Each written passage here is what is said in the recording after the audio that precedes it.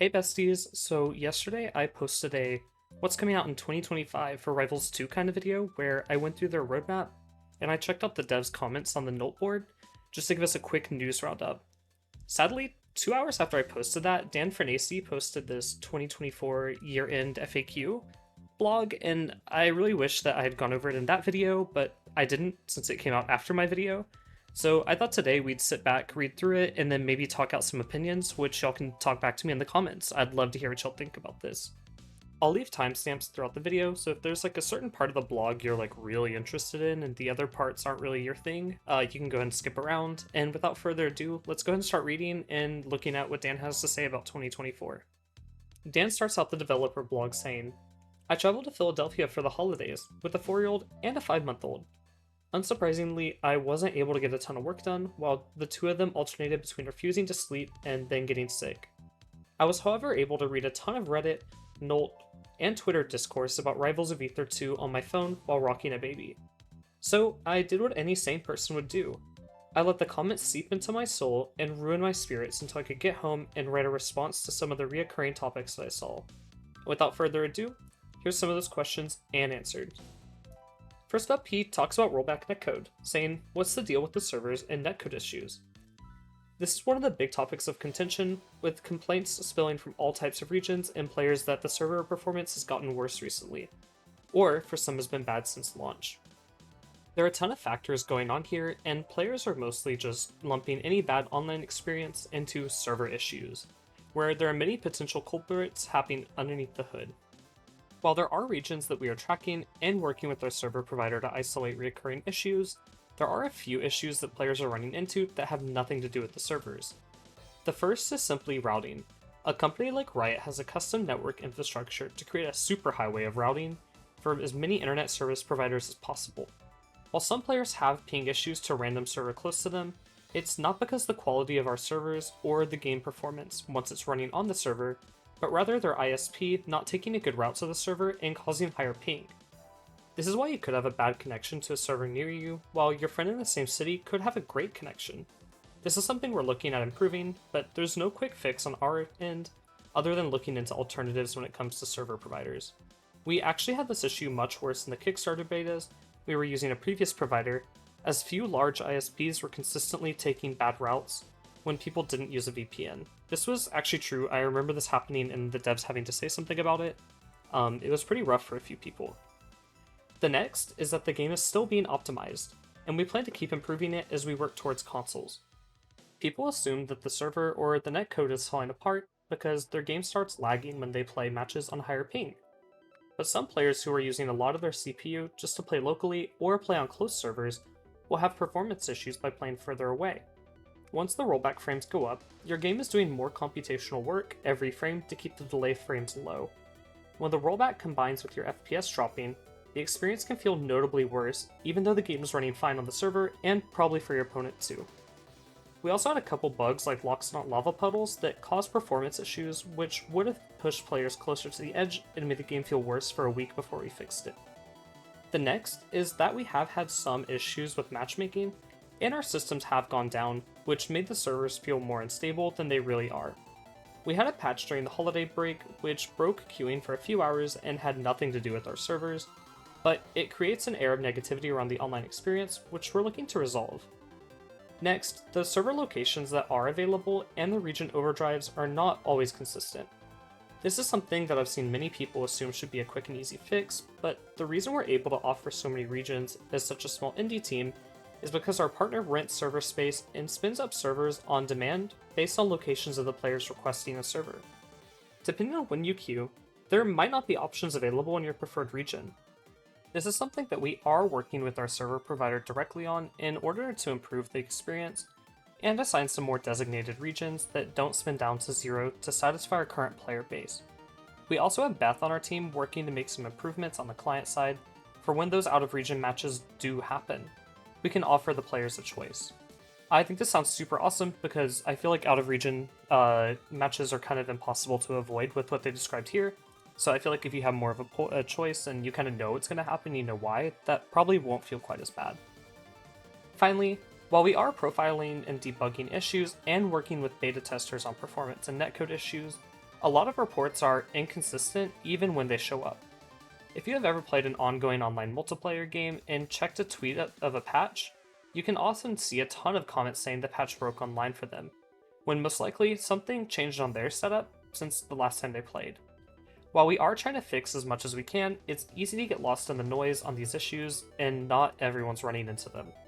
This is definitely true. I have a few friends that have great connection to the internet. I have great connection. I've never had like more than 4 frames of delay, even in Seattle, and I'm from Texas. But I also have a few friends who can't get great connection even to servers near them, so I assume it might be client side for them based on what Dan said here. Also, one problem that you might be having is if your ISP is having a hard time connecting to the servers, if you have like consistently bad connection, even though you do have good internet, maybe try using a VPN. That was a fix during the betas, so you might want to look into that. Moving on though, our next topic are why are the Steam player numbers going down? This one feels kind of dumb because it's like every game at launch has a ton of player numbers. This is normal. I don't know why the community like freaked out over this, but let's see what Dan has to say. This is a discussion that I saw spin up recently, and I see people who are concerned about the game, who don't like the game, and are validating it in the Steam charts and numbers going down. First, I'd like to say that our player counts thus far have been amazing, and honestly exceeded our expectations at launch and still up to today. Especially since Rivals 2 is built as a fighting game, which is more niche than other multiplayer games that you can pick up on Steam. Secondly, while it's nice to see you are concerned, we are expecting the numbers to dip as we add content. After our initial launch, Rivals 1 had a lot of dips in player base, with mostly spikes around new character releases and Steam sales. It wasn't really until the addition of the Steam Workshop that we were able to create and maintain a high floor for our player base. I expect Rivals 2 to function very similarly, although with a much higher starting point, and hopefully not dipping as low as the 50 to 60 concurrent players that Rivals 1 enjoyed in 2016 and 2017. This is why we're prioritizing the Steam Workshop and other big features that can blow out the floor player base, while also work on new content to create some of the smaller peaks until we can hit those big features. I definitely do agree with everything that Dan said here, and I also agree that the game actually launched with a lot more players than I assumed it would, especially in comparison to Rivals 1. I also, still agree with what I said earlier. I think it's dumb to expect a game to, maintain these kind of numbers throughout its entire lifetime. I don't know any Steam game that just has all highs, even games like Marvel Rivals, which is huge whenever it launched, right? It dips, you know? Multiverses had a cataclysmic fall off, right? Which is not what we're seeing here. These are still pretty good numbers for a small indie fighting game. Moving on, our next topic is why are you making new characters and skins instead of some of the other things I want? Before Dan answers this, I do know, because I'm an art major, I work in studio arts and different kinds of graphic design. People that make character models and make emotes or skins would never be programming. I can't program, but I could probably design you a pretty cool character. I do all the thumbnails, they're pretty sick, I think. Dan says, I saw some people complaining about servers or missing tutorials and complaining about how we still have time to release new skins each month or announce a character for next January. First, unless you're a solo developer, games are created using parallel development. That means a lot of people are working on different things with their different skill sets all at the same time. The artists making the skins or finishing VFX for a new character are not going to fix our region override issues or GameCube controllers working on the Steam Deck. A lot of these skins have also been 90% done for months and are just being aligned to event themes that make sense and then kicked out the door. Secondly, Rivals 2 is 10 times as successful as Rivals 1 at their launch window, but studio costs are over 10 times what it costs back then to run. I mentioned above that Rivals 1 saw pretty deep dips in players and sales between content drops. These dips would be much harder to survive with our new larger studio, so we need a consistent stream of content to both sell cosmetics and have people re-engage with the game. This money will allow us to reinvest into engineering and work on big upcoming features like Workshop, Story Mode, and console support. Next up, Dan shows us this quick cool little tier list saying, a random top player made this tier list. Can you tell who they made just by looking at it? I think this tier list was posted by Mr. R. I think that they made Raster, right? And I think that Orcane is really high because Orcane beats Raster. And that's why he's not in the lower tier, and I think that Raster also kind of dookies on Crag a little bit, if I recall. So I think that would make sense, and I imagine the point of this here is to just kind of say hey, even if you perceive a character like Orcane to be pretty bad, he might actually be seen as like good by someone else, and you're not the only one with an opinion, you know? Um, I don't really agree with that opinion. I think Orcane's like terrible right now, but that's neither here nor there. Dan says, why is my favorite character weak and my least favorite character strong? I saw a lot of complaints about character balance after the last patch, and a lot of people are not happy with the patch philosophy that I shared and mentioned. We are currently focused on frustrating and non-interactive elements instead of stat ranking character balance. I saw people say that some characters are obviously top tier and some are obviously bottom tier, and we're dumb to buff or nerf them, even though the post often disregarded who was which one. First, balance is a marathon, not a sprint. I agree with this. I think if you give the game more time, it'll be awesome. Just meta changes and top players taking breaks are going to shift the perspective of the roster dramatically, without us even doing anything. Online tournaments are going to favor certain characters due to connections, while offline tournaments will favor others, especially depending on the region and who can attend. It's easy to get impatient with the gaming world moves so quickly, but we are planning to work on Rivals of Aether 2 for a very long time. I like that very is italicized here, it gives me a bit of hope. And we will be adjusting the roster balance as we go. Secondly, everyone has their own opinion on what's strong and what's weak, especially early in a game's lifespan. We're listening to feedback and seeing how character strengths line up, but when watching tournaments right now, we're mostly looking for strategies or interactions that we can look at and say, that's not okay, whether it's buggy, tedious, or more frequently, unintuitive. Small things like a move not KOing when it looks like it should, or bigger things that as the game evolved would only become much worse. But don't worry, we'll also cook up some buffs as we go. We'll save the bigger changes for in between live tournament seasons if we can schedule it right.